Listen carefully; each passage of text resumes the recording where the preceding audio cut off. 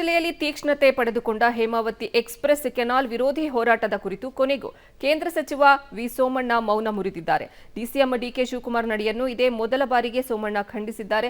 ಇದು ಹೋರಾಟಕ್ಕೆ ಮತ್ತಷ್ಟು ಬಲ ತಂದಿದೆ. ಒಂದು ಜಿಲ್ಲೆಯನ್ನು ಕತ್ತಲೆಯಲ್ಲಿ ಇರಿಸಿ ಮತ್ತೊಂದು ಜಿಲ್ಲೆಗೆ ಒಳಿತು ಮಾಡುವುದು ತಪ್ಪು. ಡಿಕೆ ಶಿವಕುಮಾರ್ ಕೇವಲ ರಾಮನಗರಕ್ಕೆ ಮಾತ್ರ ಡಿಸಿಎಂ ಅಲ್ಲ, ಇಡೀ ಕರ್ನಾಟಕಕ್ಕೆ ಡಿಸಿಎಂ ಅನ್ನೋದು ಮರೆಯದಿರಲಿ ಅಂತ ಟಾಂಗ್ ಕೊಟ್ಟಿದ್ದಾರೆ. ಜಿಲ್ಲೆಯ ಪಾಲಿನ ನೀರನ್ನ ಡಿಸಿಎಂ ಡಿಕೆ ಶಿವಕುಮಾರ್ ದೌರ್ಜನ್ಯ ನಡೆಸಿ ರಾಮನಗರಕ್ಕೆ ಕೊಂಡೊಯ್ತಾ ಇರೋದಕ್ಕೆ ಕಳೆದ 4-5 ತಿಂಗಳಿನಿಂದ ನಿರಂತರ ವಿರೋಧ ವ್ಯಕ್ತವಾಗ್ತಾ ಇದೆ.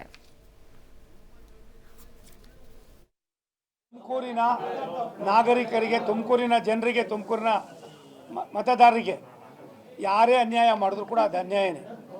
ನಾನು ಬರೋಕ್ಕೆ ಮುಂಚೆನೇ ಈ ಎಲ್ಲವೂ ಕೂಡ ನಡೆದೋಗಿತ್ತು. ಇದು ನನ್ನ ಕಾಲದಲ್ಲೇ ಶುರುವಾಗಿದ್ದೇನಲ್ಲ.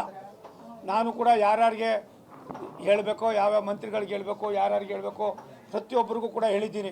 ಇದು ನನಗೆ ಪೂರ್ತಿ ಟೆಕ್ನಿಕಲ್ ಆಗಿ ಅಂಥ ಮಾಹಿತಿಯನ್ನು ಯಾರೂ ಕೂಡ ಕೊಟ್ಟಿಲ್ಲ.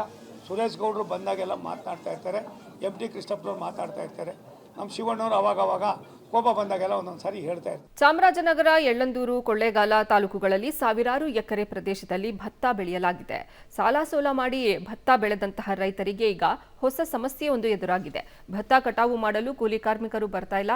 ಹೋಗ್ಲಿ, ಭತ್ತ ಕಟಾವು ಮಾಡುವ ಯಂತ್ರದಿಂದ ಕಟಾವು ಮಾಡಿಸೋಕೆ ಈ ಬಾರಿ ತಮಿಳುನಾಡಿನಿಂದ ಸಾಕಷ್ಟು ಯಂತ್ರಗಳು ಬಂದಿಲ್ಲ. ಹಾಗಾಗಿ ಭತ್ತದ ಬೆಳೆ ಒಣಗ್ತಾ ಇದ್ದು ರೈತರು ಭತ್ತ ಕಟಾವು ಮಾಡೋಕೆ ಪರದಾಡುವಂತಹ ಪರಿಸ್ಥಿತಿ ಇದೆ. ಅಲ್ಲದೆ ಡಿಸೆಂಬರ್ ಮುಗಿತಾ ಇದ್ರೂ ಸರ್ಕಾರ ಬೆಂಬಲ ಬೆಲೆ ಯೋಜನೆಯಡಿ ಭತ್ತ ಖರೀದಿ ಕೇಂದ್ರಗಳನ್ನು ತೆರೆದಿಲ್ಲ. ಖಾಸಗಿ ವ್ಯಾಪಾರಿಗಳು ಕೇಳಿದಷ್ಟು ಬೆಲೆಗೆ ರೈತರು ಭತ್ತವನ್ನ ಮಾರಬೇಕಾಗಿದೆ.